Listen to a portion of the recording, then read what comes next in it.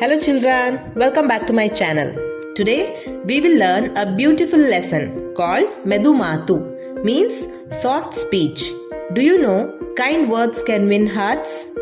Let us listen to a wonderful story. Children, do you like someone speaks angrily? No, right?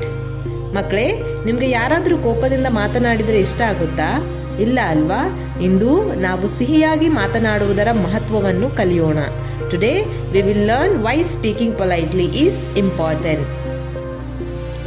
ಒಬ್ಬ ವ್ಯಾಪಾರಿ ತನ್ನ ಸಾಮಾನುಗಳನ್ನು ಟೆಂಪೋದಲ್ಲಿ ಹಾಕಿಕೊಂಡು ಸಂತೆಗೆ ಹೋಗುತ್ತಿದ್ದ.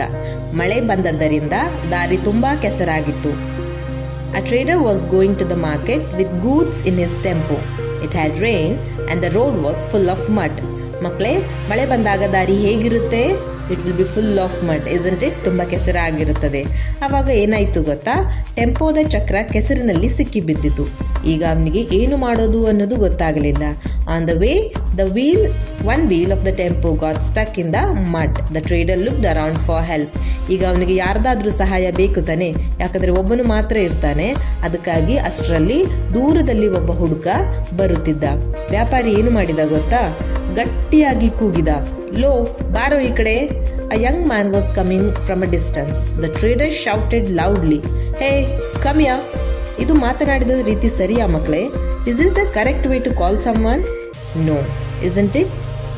ಅವಾಗ ಆ ಹುಡುಗ ಯೋಚಿಸ್ತಾನೆ, ಇವನು ಯಾಕೆ ಈಗ ಕೋಪದಿಂದ ಕರೀತಾನೆ ಅಂತ ತಿರುಗಿ ನೋಡ್ತಾನೆ. The boy felt strange.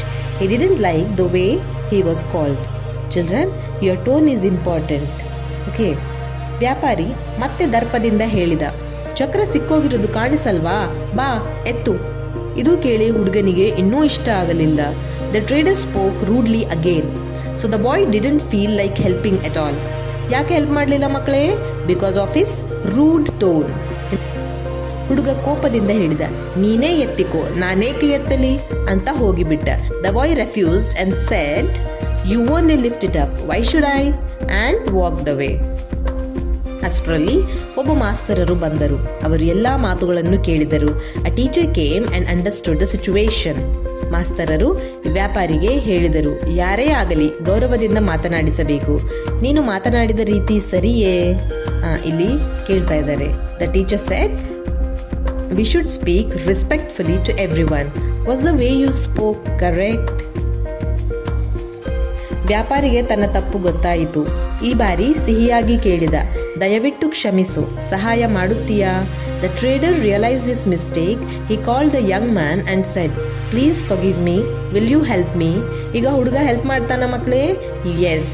Y? Because in his tone what is there? Humbleness. And politely he is asking, isn't it? ಇಬ್ಬರೂ ಸೇರಿ ಚಕ್ರ ಎತ್ತಿದರು. ವ್ಯಾಪಾರಿ ಸಂತೋಷ ಪಟ್ಟ. ಮಕ್ಕಳೇ, ಮೆದು ಮಾತು ಎಲ್ಲರ ಮನ ಗೆಲ್ಲುತ್ತದೆ. Now the boy helped because kind words change people. Soft speech wins heart. What we will understand from this chapter? ಮಕ್ಕಳು, ನಾವು ಏನು ಅರ್ಥ ಮಾಡಿಕೊಳ್ತೇವೆ? ಒಳ್ಳೆಯ ಮಾತು ಸ್ನೇಹ ತರಿಸುತ್ತದೆ. ಮೆದು ಮಾತು ಗೌರವ ಕೊಡುತ್ತದೆ. ಕೋಪದ ಮಾತು ಜಗಳ ತರುತ್ತದೆ. Yes, kind words bring friendship. Soft speech shows respect to others, but angry words can lead to fights.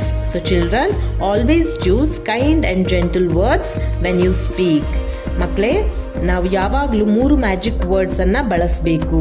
Please, sorry and thank you. Please ಅಂದರೆ ವಿನಯದಿಂದ ಕೇಳುವುದು, ಸಾರಿ ಅಂದರೆ ತಪ್ಪಾದಾಗ ಕ್ಷಮೆ ಕೇಳುವುದು, ಮತ್ತು ಥ್ಯಾಂಕ್ ಯು ಅಂದರೆ ನಮ್ಮ ಕೃತಜ್ಞತೆಯನ್ನು ಹೇಳುವುದು. ಈ ಮಾತುಗಳು ನಮ್ಮನ್ನು ಒಳ್ಳೆಯ ಮಕ್ಕಳನ್ನಾಗಿಸುತ್ತವೆ. Children, we should always use these 3 magic words: please, sorry and thank you. Please means asking politely. Sorry means saying sorry when we make a mistake. Thank you means showing gratitude. These words make us a good children. Okay? I hope you will follow these rules. Children, if you find this video helpful, please like, share and subscribe to my channel. See you in next video. Bye bye.